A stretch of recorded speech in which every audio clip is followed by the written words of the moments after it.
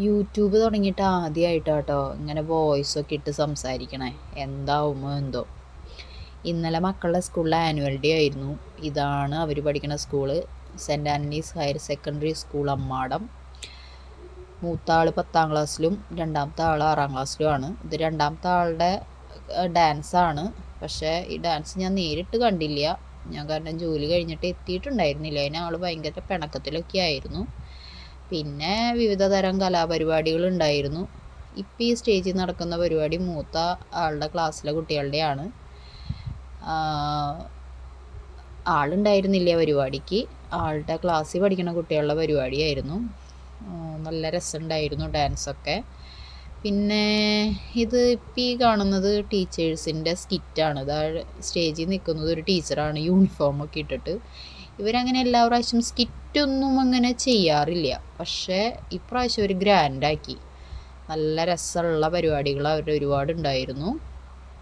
ഇതൊരു സ്കിറ്റാണ്.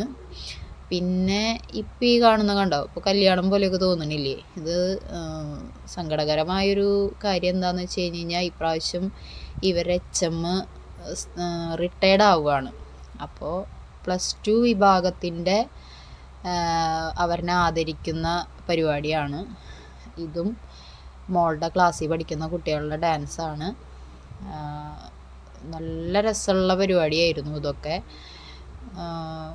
കുറേ നമ്മുടെ ചെറുപ്പകാലത്തിലേക്കൊക്കെ പോയി. ഞാനൊക്കെ പഠിച്ചിരുന്ന കാലത്ത് എന്തൊക്കെയായിരുന്നു എന്നൊക്കെയുള്ള കുറേ കാര്യങ്ങളിങ്ങനെ മനസ്സിൽ കൂടെ ഇവരുടെ സ്കൂളിലൊക്കെ എത്തുമ്പോൾ നമുക്കിങ്ങനെ ഇവർ വന്ന് വീട്ടിൽ വന്ന് ഓരോ കാര്യങ്ങൾ പറയുമ്പോഴും ഒക്കെ നമുക്കിങ്ങനെ നമ്മൾ പഠിച്ച കാലത്തേക്കൊക്കെ ഇങ്ങനെ പോകും.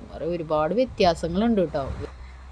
ഇതാണ് മൂത്ത ആളുടെ ബെസ്റ്റ് ഫ്രണ്ട്സ്. ഇവർ 3 പേരാണ് ഒറ്റക്കെട്ട്. ബാക്കിയുള്ള പരിപാടികളൊക്കെ കണ്ടിട്ട് ഞങ്ങൾ വീട്ടിൽ പോയി. കാരണം ആ പരിപാടികളൊന്നും ഫോണിൽ റെക്കോർഡ് ചെയ്യാൻ പറ്റിയില്ല. ഫോണിൽ ചാർജ് തീർന്നു പോയായിരുന്നു. അത് കാരണം കൊണ്ട് ഓക്കെ, ബൈ ബൈ, ടാറ്റാ.